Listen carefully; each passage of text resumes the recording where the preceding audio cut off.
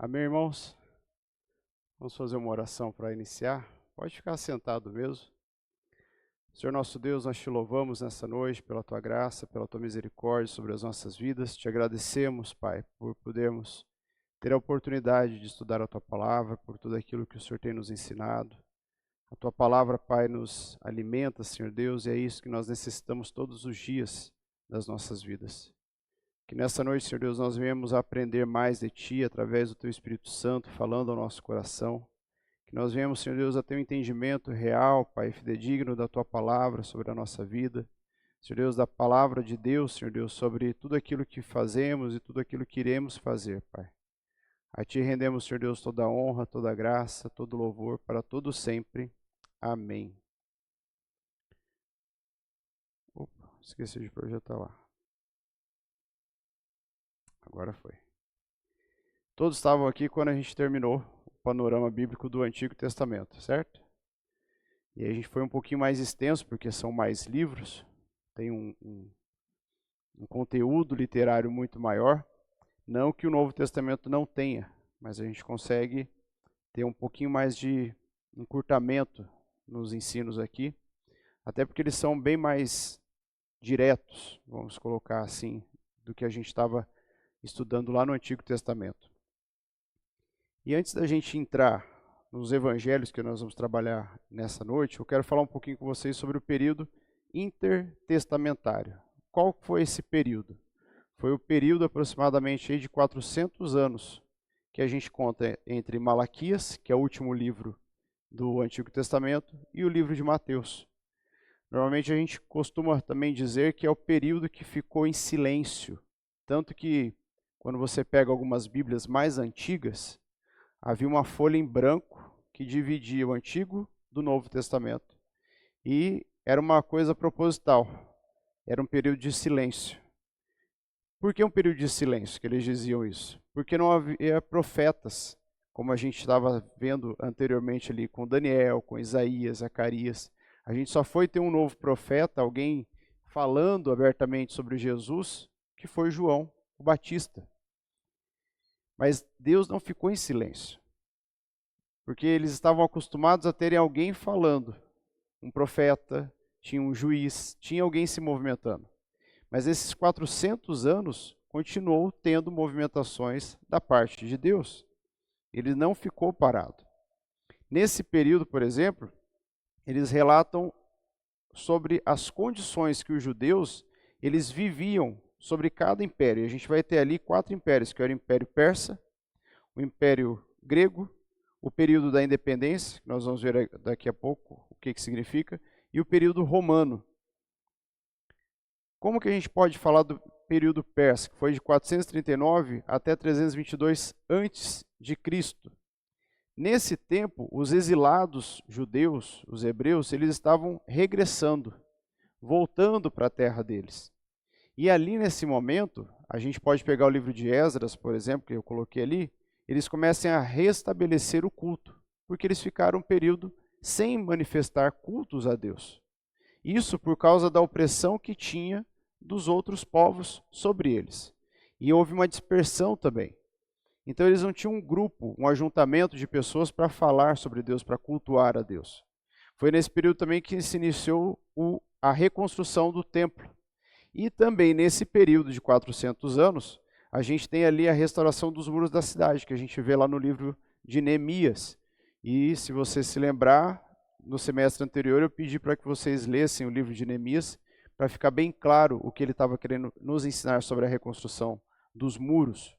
Nesse momento ali, como eu tinha dito para vocês, tem a grande dispersão. Isso a gente conhece até nos livros de história, porque foi quando o povo judeu, o povo hebreu, eles foram espalhados pelo mundo. Ninguém mais queria eles ali. E interessante você observar que desde quando surge o povo de Deus até hoje, sempre tem alguém querendo dispersar, matar. Eles não querem o povo de Deus.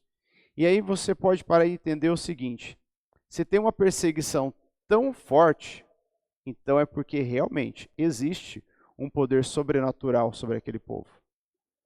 Porque, veja só, quantos povos nós temos na Terra, e se a gente for pegar desde o início, quantos povos nós já tivemos?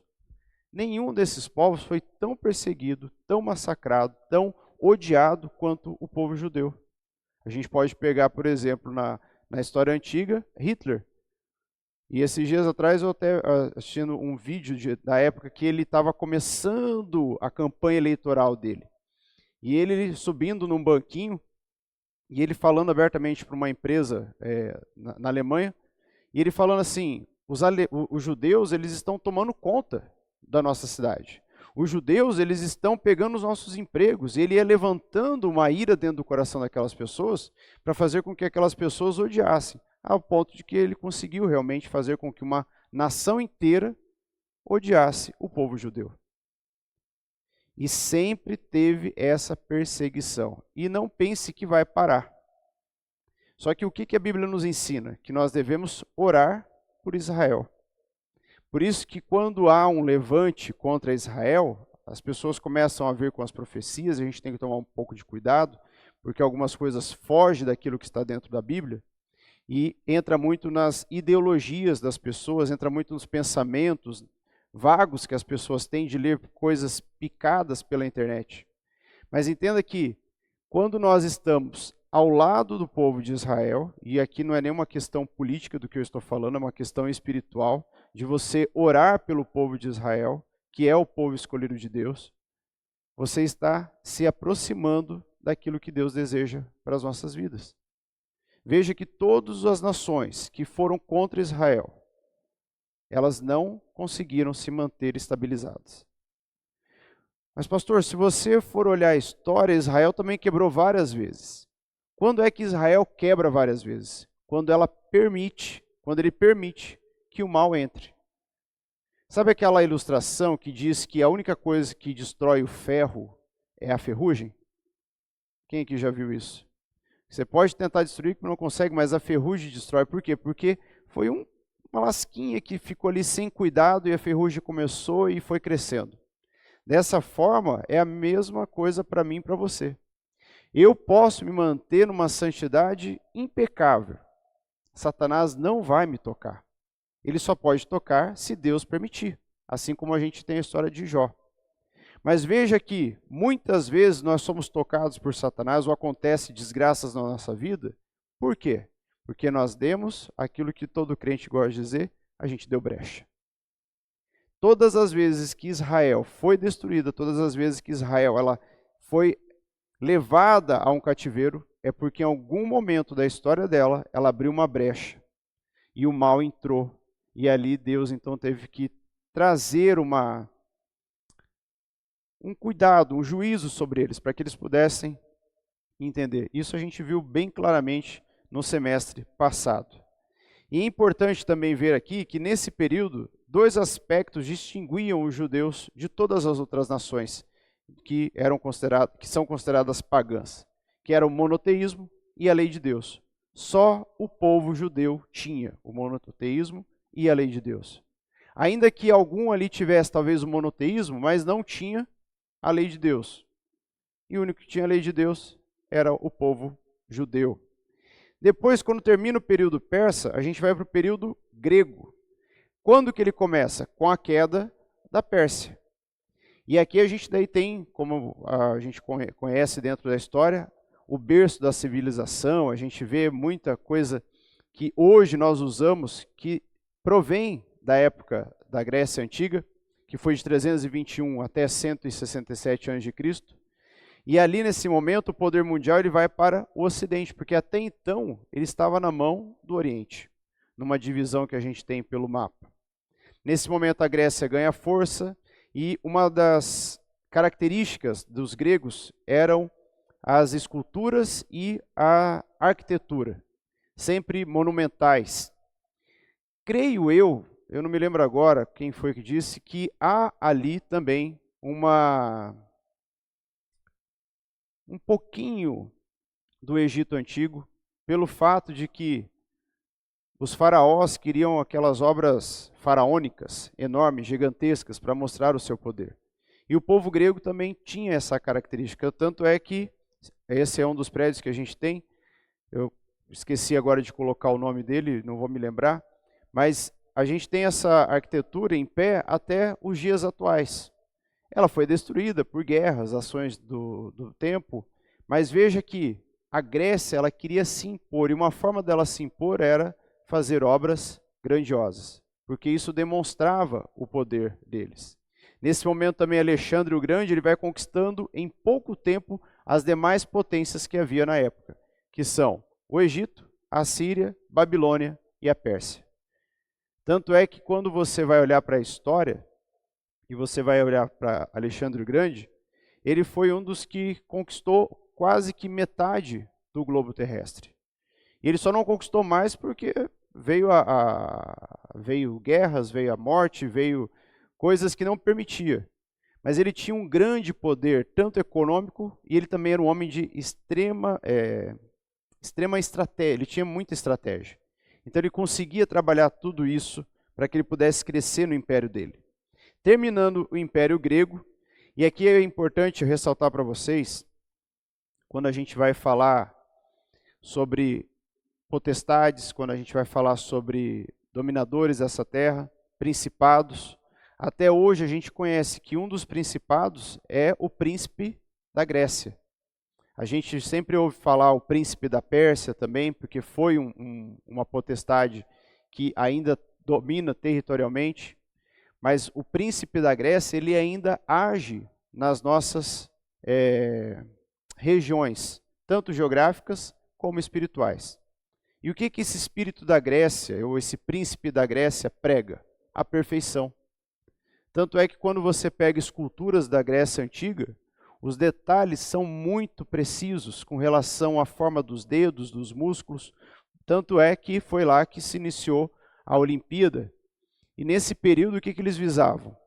O corpo humano. E a perfeição do corpo humano. Então você vai pegar lá esculturas masculinas, todos os músculos muito bem definidos. Sempre mostrando também o nu masculino, porque eles queriam mostrar a vitalidade do homem. Eles queriam mostrar a masculinidade do homem.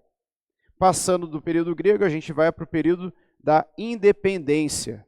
Aqui, os exilados que foram dispersos lá no período da Pérsia, eles começam a regressar para Jerusalém. Mas só que daí nesse período o que acontece? Quando Alexandre Grande ele sai, se divide em dois. Ali um grupo vai para os... deixa eu colocar aqui o nome para não falar errado para vocês. Os Ptolomeus, que eram os reis gregos do Egito, e os Seleucidas, que eram os reis gregos da Síria. Aí eu coloquei duas imagens aqui para ficar bem distinto para vocês. Essa desse homem montado num cavalo, eram os príncipes da Síria, e aqui os príncipes, ou como a gente conhece, os faraós. Mas todos eles descendem de um povo egípcio. Ali eles restabelecem um culto, que havia sido quebrado também, início da reconstrução do templo. E eu acho que eu fiz uma coisa errada, irmãos. Fiz mesmo. Eu repeti esse slide. Eu só coloquei a imagem diferente. Essa parte aqui, ó. Eu vou até tirar para não atrapalhar vocês. Vocês tiraram uma foto.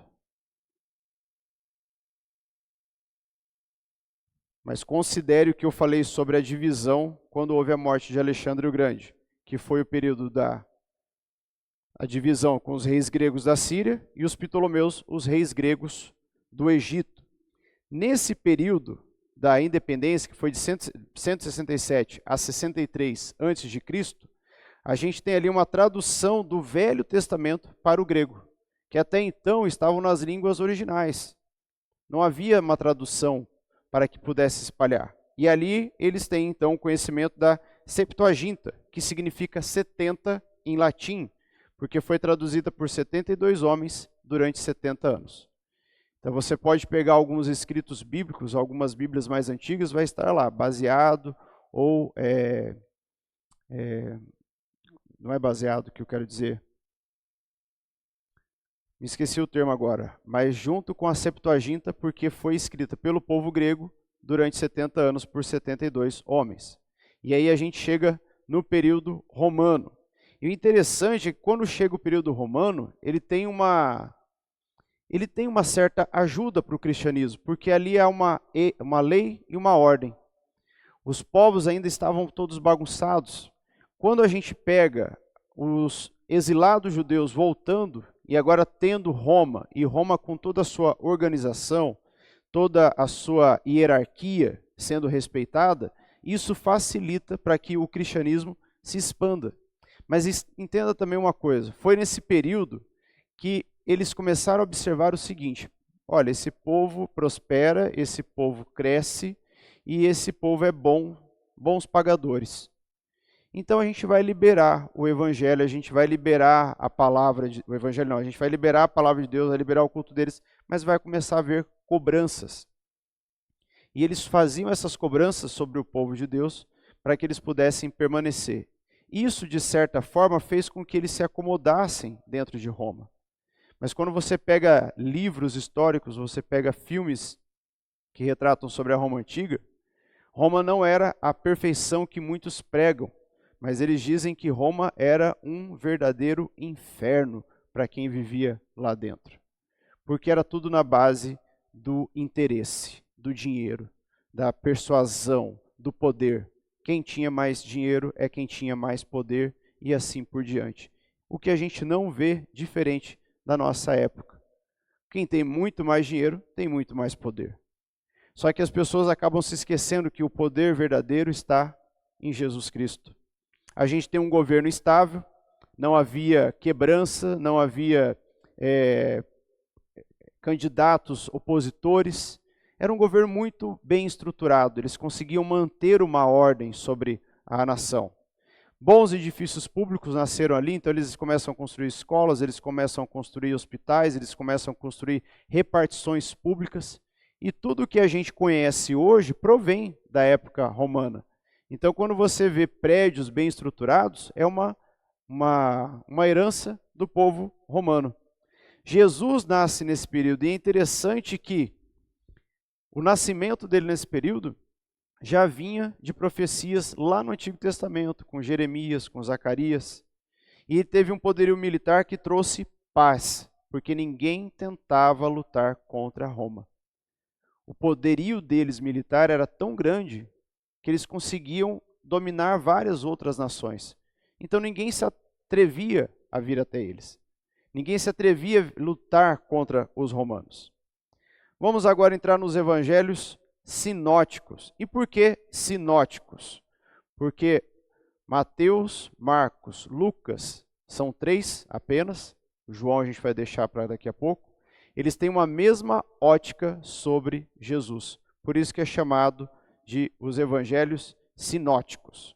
A palavra evangelho significa boa notícia sobre Jesus Cristo. E os 3 evangelhos, eles apresentam Jesus como autor da vida e da salvação. A mensagem central da igreja desde a era apostólica. Autor da vida e salvação. É isso que os 3 primeiros evangelhos pregam.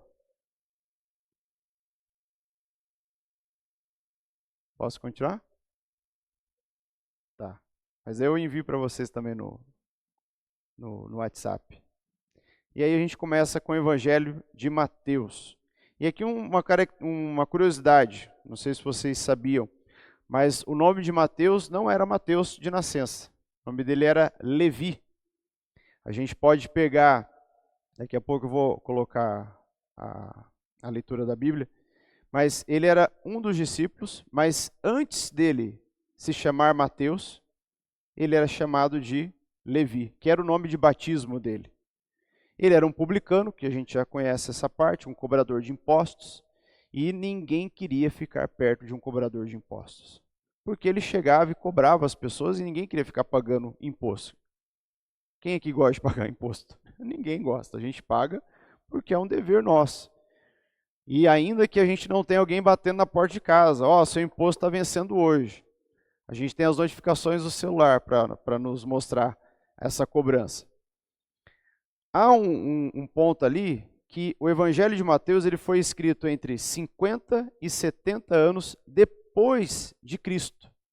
E ele foi escrito exclusivamente para o povo judeu. E nesse momento a gente já pode refletir ali também que tenha o que? Uma igreja formada.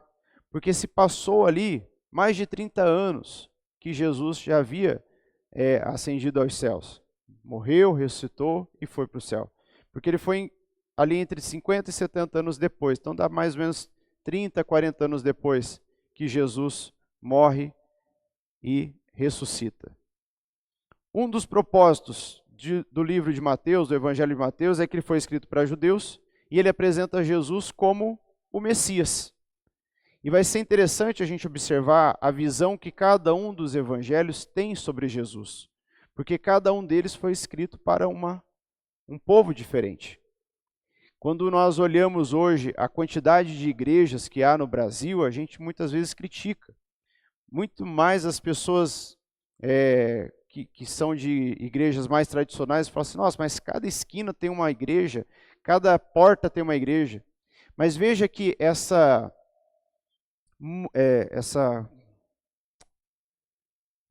pluralidade de igrejas favorece a expansão do evangelho.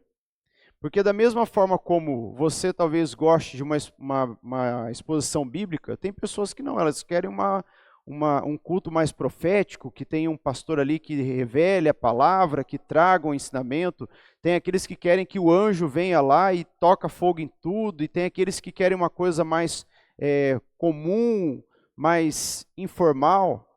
Veja que a palavra de Deus, sendo pregada de várias formas, ela alcança um número maior. O que não pode ocorrer é que nessa pregação de várias formas, o homem que está ali pregando comece a colocar a sua vontade, comece a colocar o seu achismo.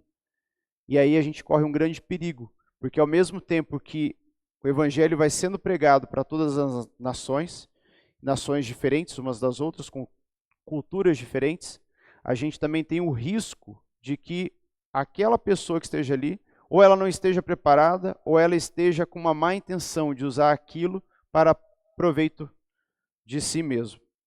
Aqui a gente tem quais são as evidências que a gente pode falar sobre o Evangelho de Mateus. Genealogia, que a gente tem no capítulo 1, a visita dos magos, João o Batista, e Batista porque ele era um homem que batizava, então a gente costuma falar João Batista, mas era João o Batista.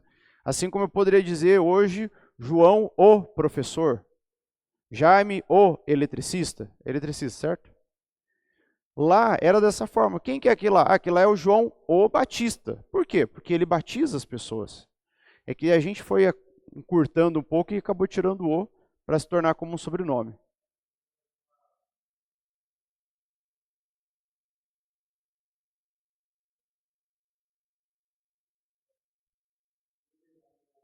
Exatamente. Isso, a gente tem isso muito. João Palmeira, José Coelho.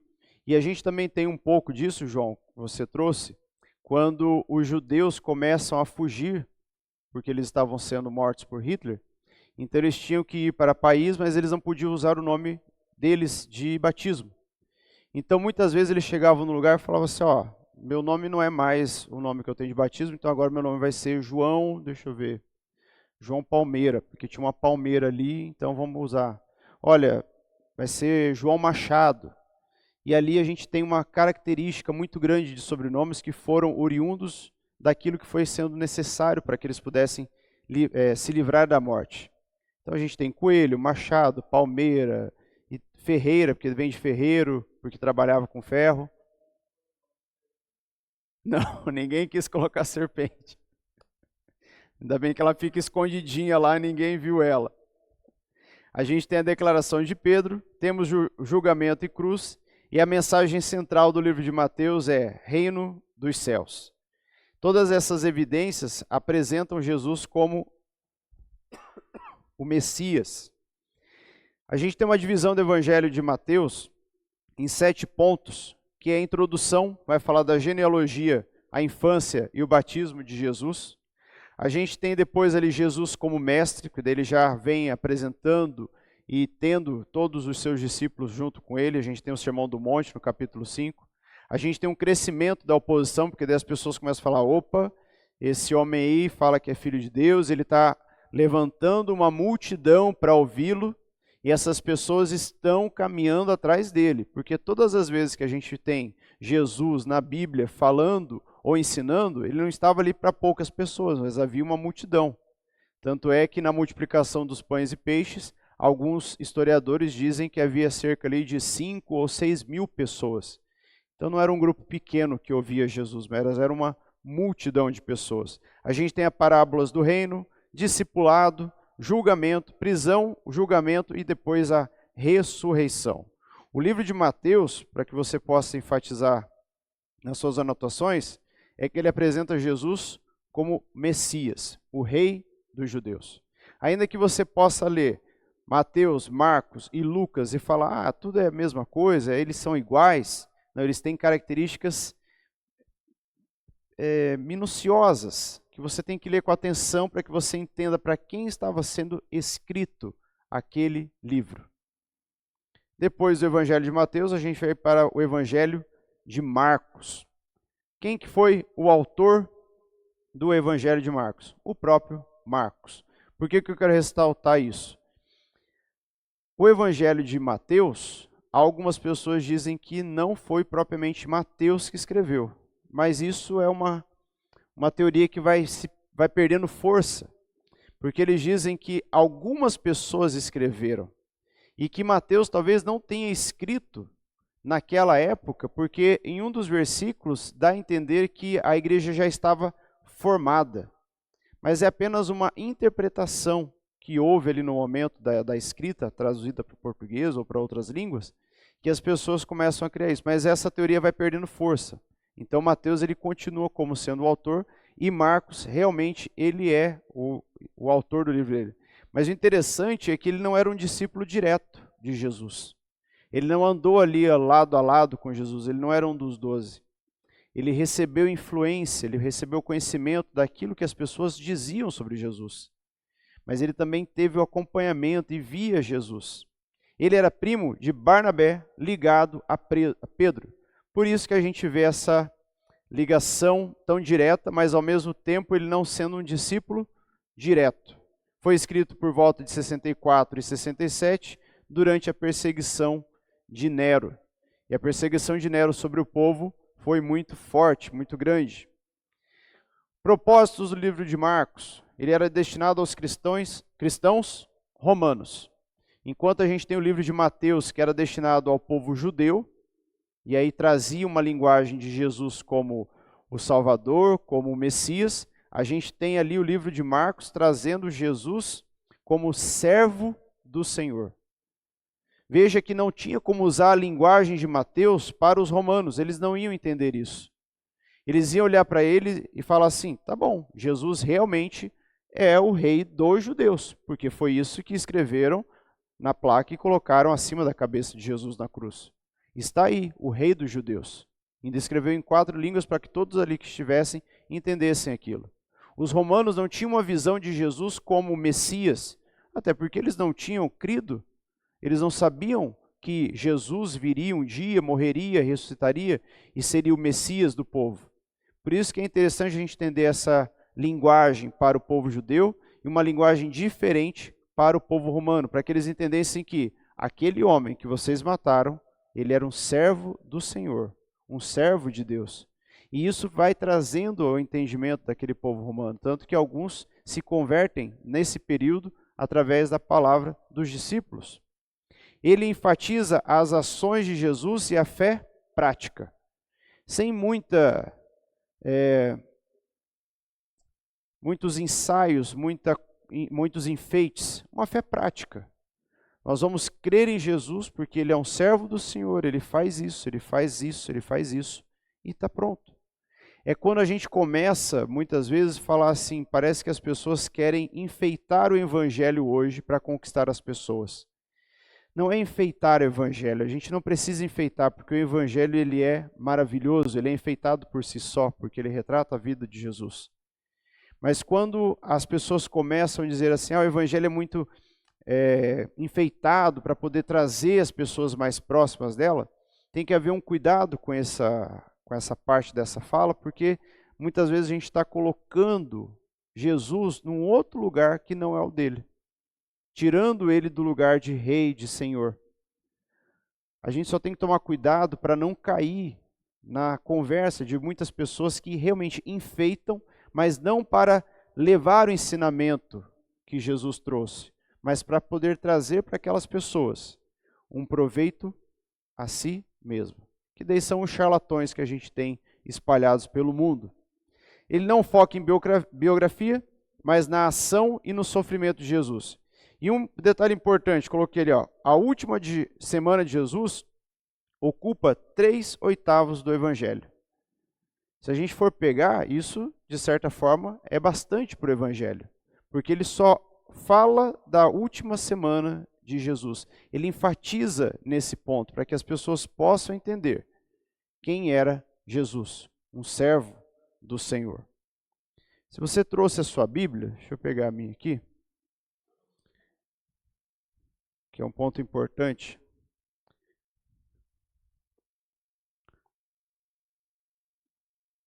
Para a gente passar de Mateus para Marcos.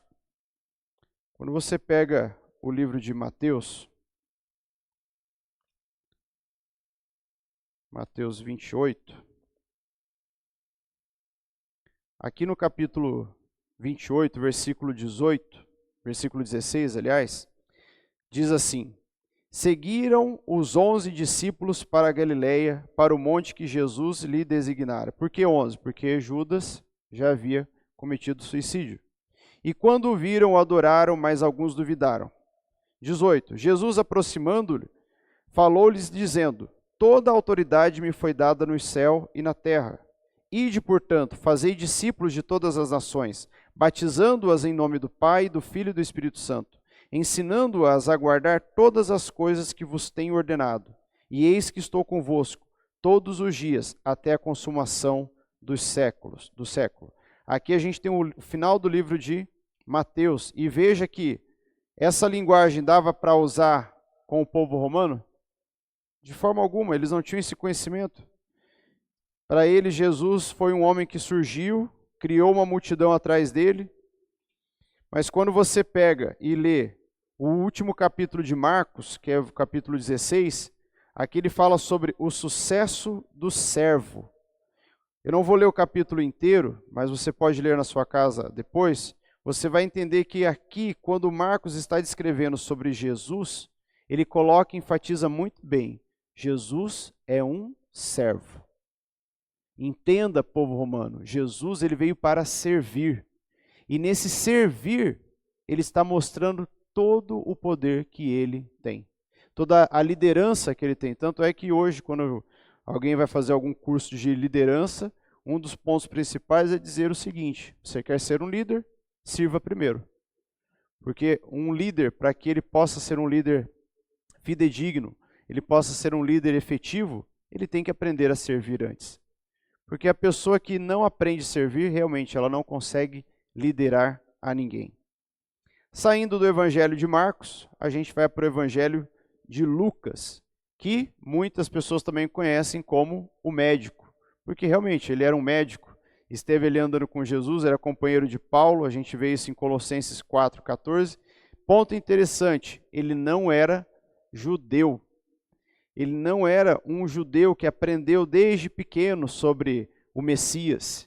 Ele não foi um homem que a mãe ensinou ali sobre todo o conhecimento do Antigo Testamento, como a gente conhece hoje. E um ponto importante é que Lucas, ele é tido também como uma testemunha ocular. Porque todos os escritos dele foi conversando com as pessoas. É como se ele também tivesse sido um bom repórter. Ele ia e conversava com as pessoas. Olha, o que aconteceu aqui? Como que é essa história? Qual que é a sua visão sobre isso? E ele ia trazendo toda essa pesquisa e escrevendo os textos dele. A gente tem isso ali no capítulo 1 de Lucas, versículo 1 ao 4. Eu vou ler para vocês.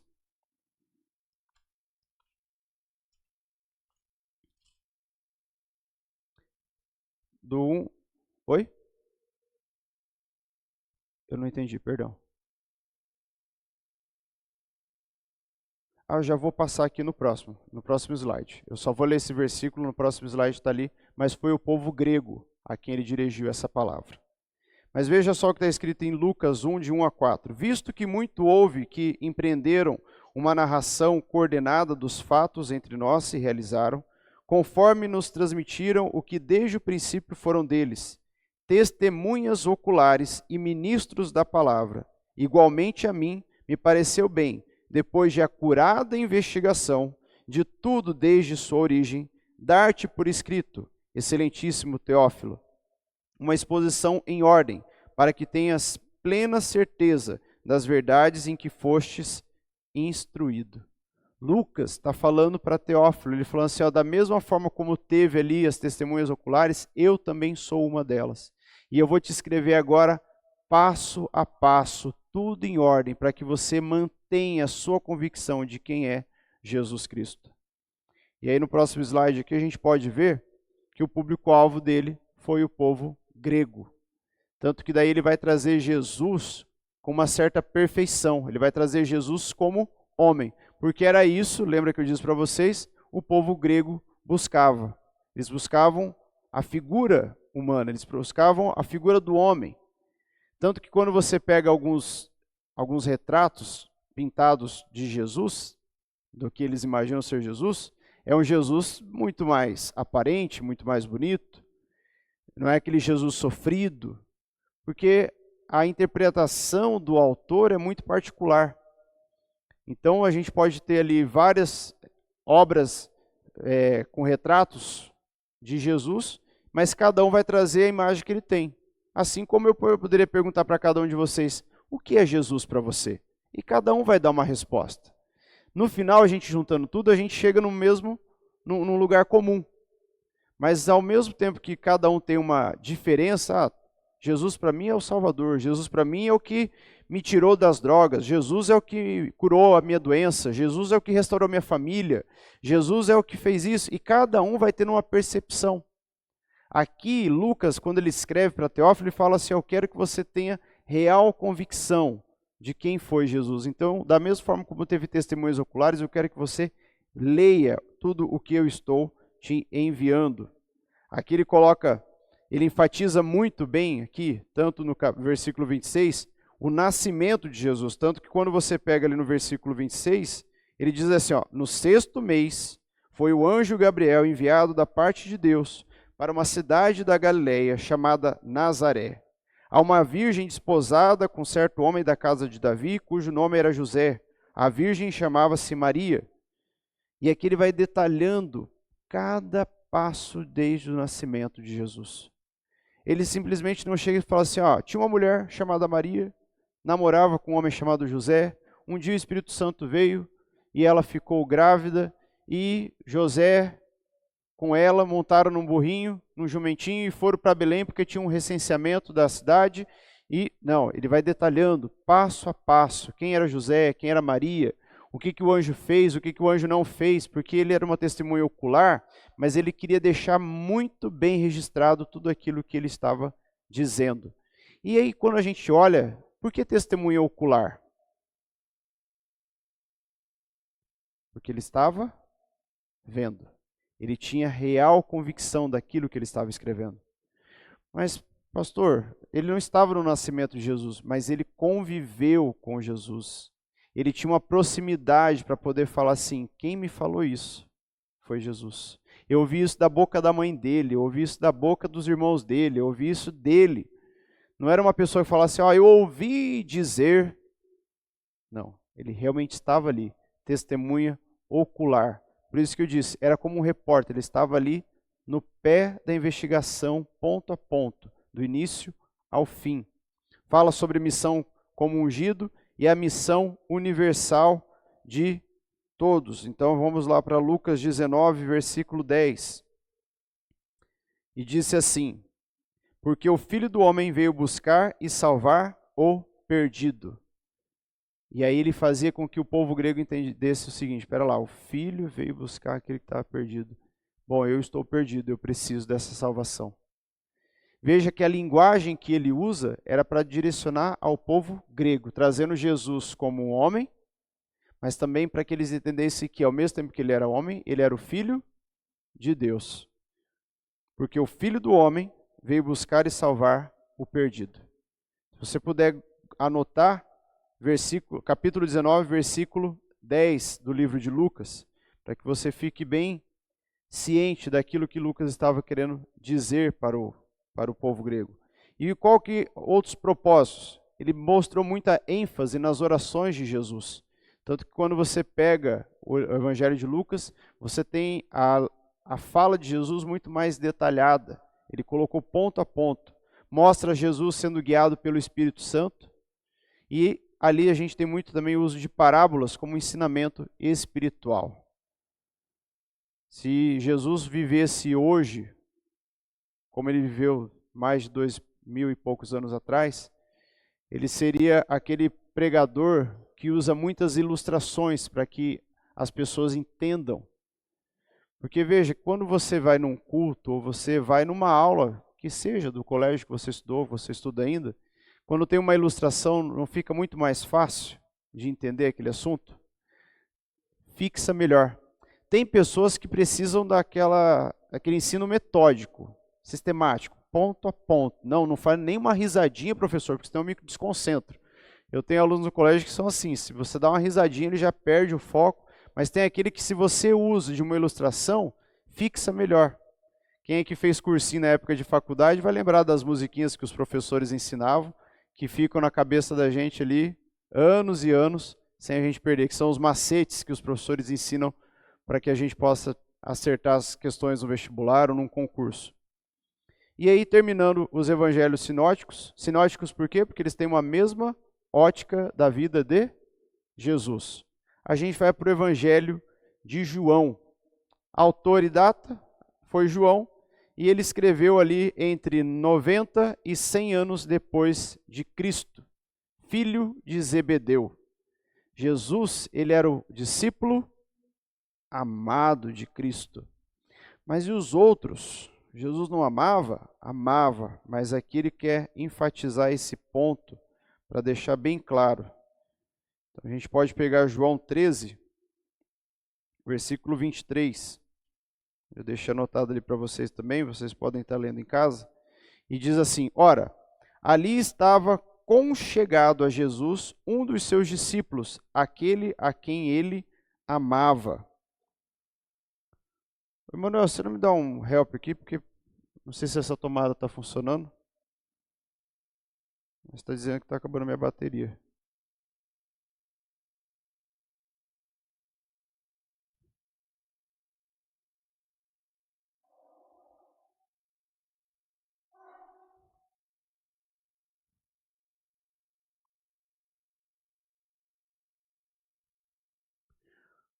Outro ponto, outro versículo que eu quero ler para os irmãos também, está em João 21, 20.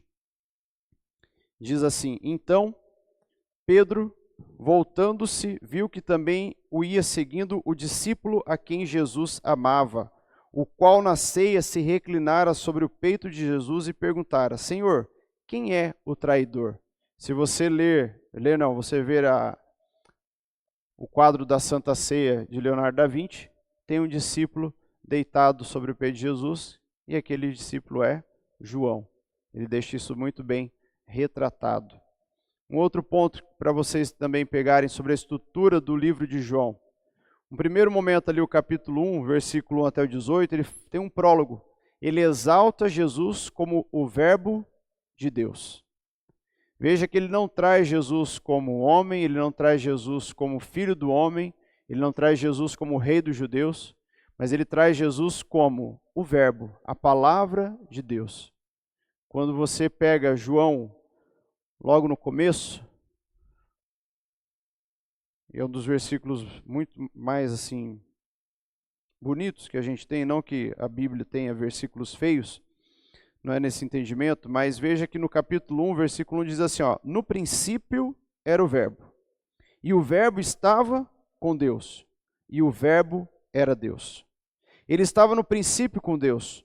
Todas as coisas foram feitas por intermédio dele, e sem ele, nada do que foi feito se fez.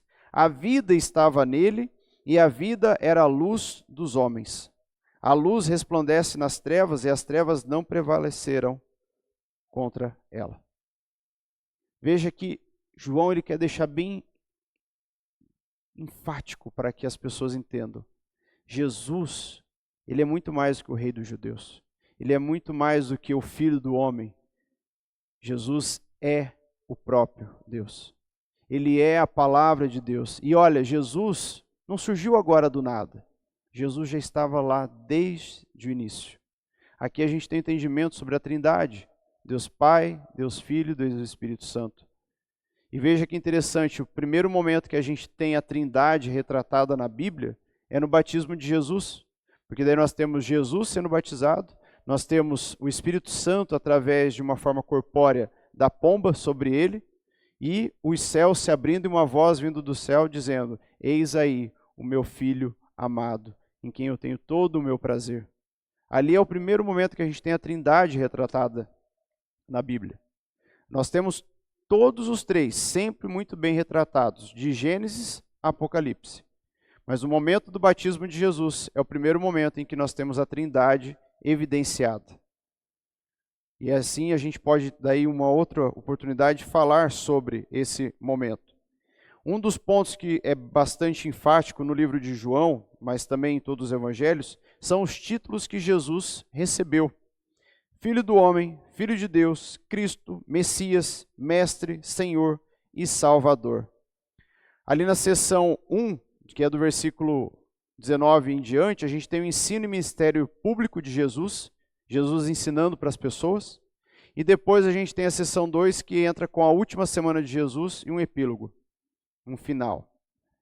Aqui a gente tem daí 3 palavras que enfatizam bem o evangelho de Jesus: sinais, crer e vida. Anote isso no seu caderno. 3 palavras com ênfase dentro do livro de João: sinais, crer e vida.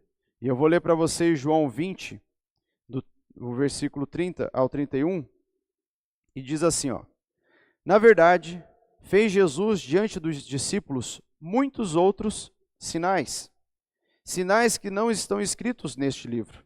Estes, porém, foram registrados para que creias que Jesus é o Cristo, o Filho de Deus, e para que, crendo, tenhais vida em seu nome. Anote esse versículo e anote essas 3 palavras: sinais, crer e vida. Aqui Jesus vem para aqui o evangelho de João vem para mostrar que Jesus é o Filho de Deus, é a palavra de Deus, está com Deus desde o início, permanece com ele, e que se fosse colocar todos os milagres que Jesus operou, a gente teria uma Bíblia muito maior para que a gente pudesse ler. Mas isso aqui ele fez para que os sinais fossem usados, para que houvesse uma crença a partir das pessoas. E para finalizar, vai dar tempo, ó, vai ser bem rapidinho hoje mesmo a aula para a gente não prolongar. A gente tem um resumo dos evangelhos. Os evangelhos tratam dos sinais e os ensinamentos. O público de João, de uma forma geral, daí não tinha um público específico, assim como a gente tem eles falando para os judeus, para os gregos e para os romanos.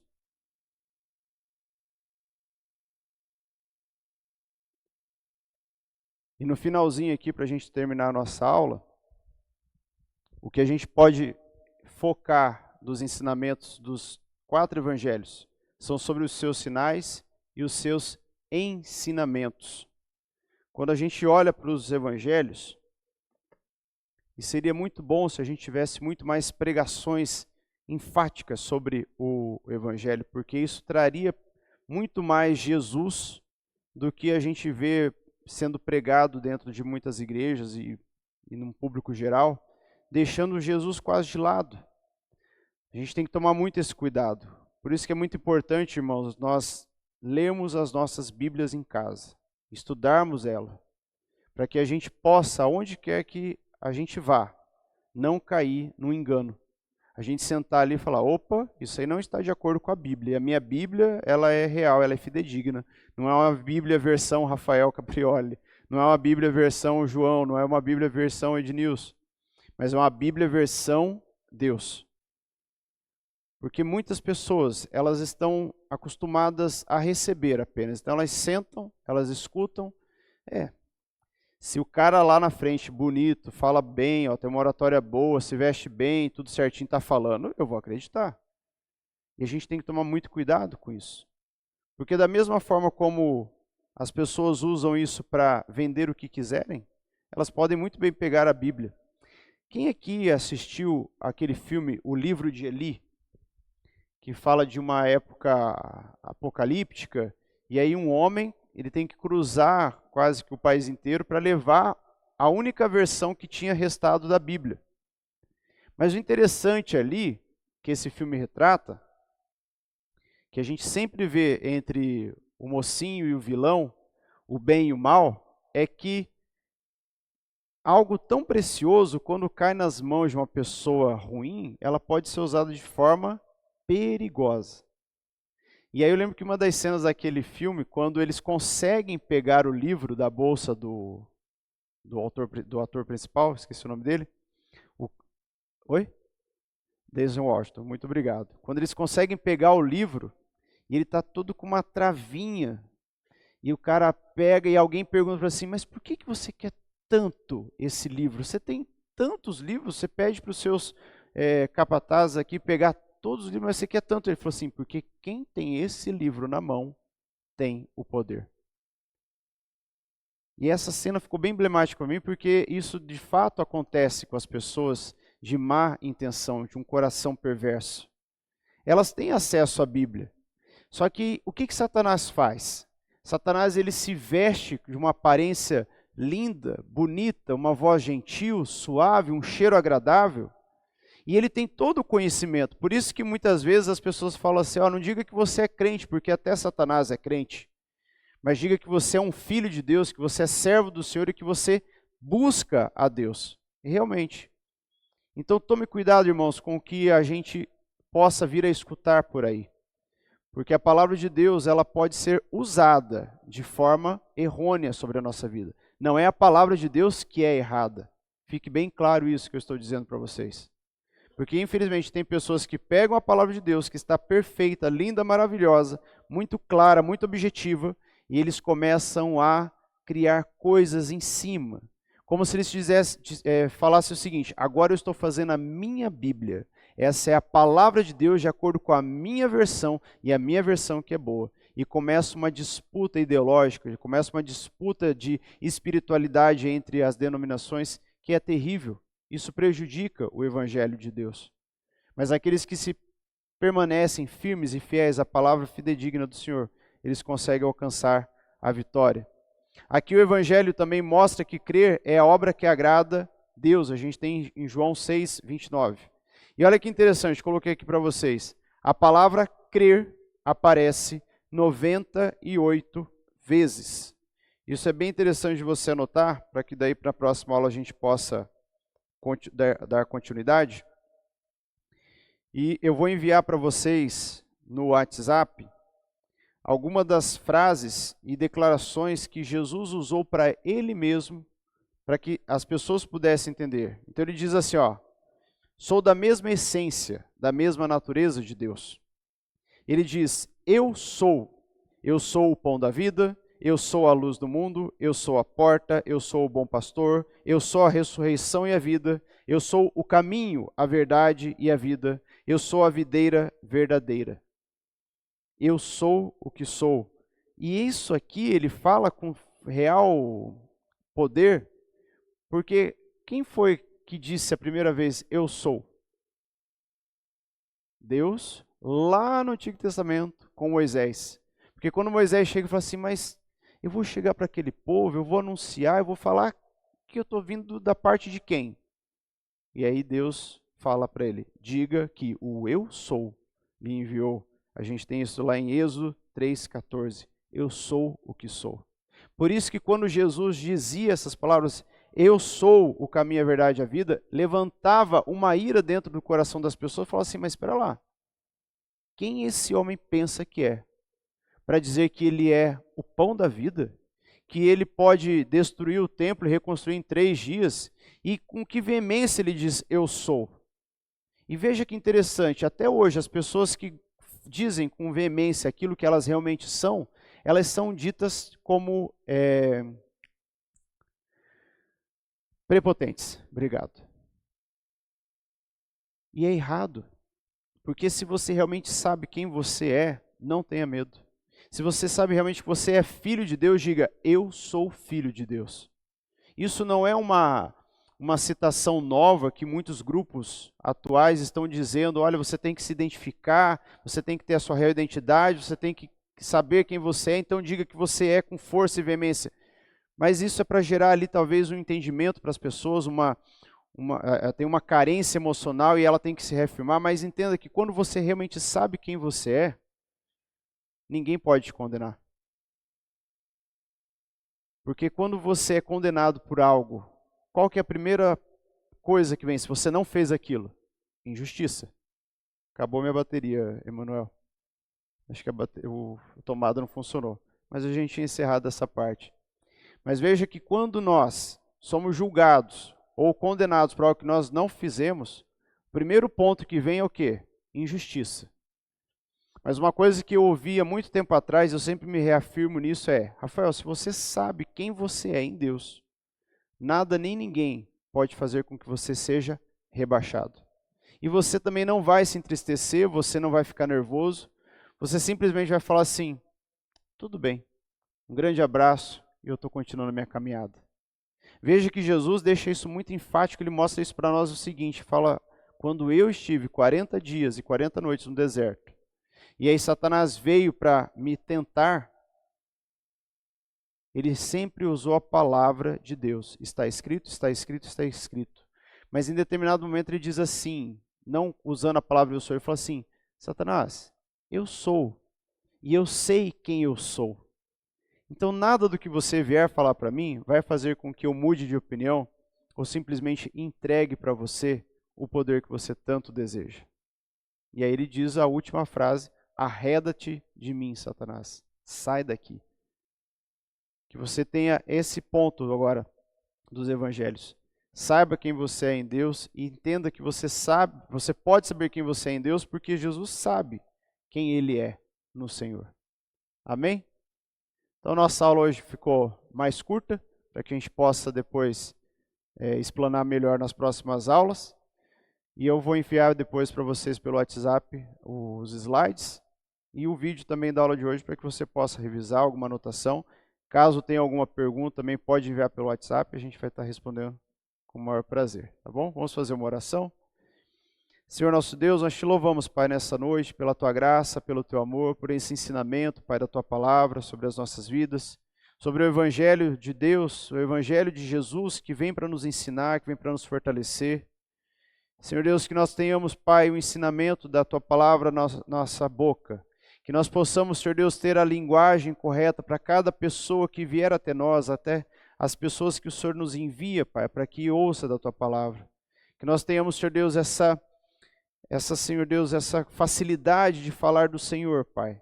Sem, Senhor Deus, sem formalidades, Pai, mas com um desejo no coração e de uma forma, Pai, que essa palavra introduza no coração das pessoas e elas possam vir a crer no Senhor, através da ação do Teu Espírito Santo, do convencimento do Teu Espírito Santo sobre a vida delas. Pai, nós te louvamos por tudo que o Senhor tem feito e por tudo que o Senhor ainda irá fazer. A Ti toda a honra, toda a glória, todo o louvor, para todo sempre. Amém, amém, amém? Até terça-feira que vem, nós temos aula com o pastor Marcelo.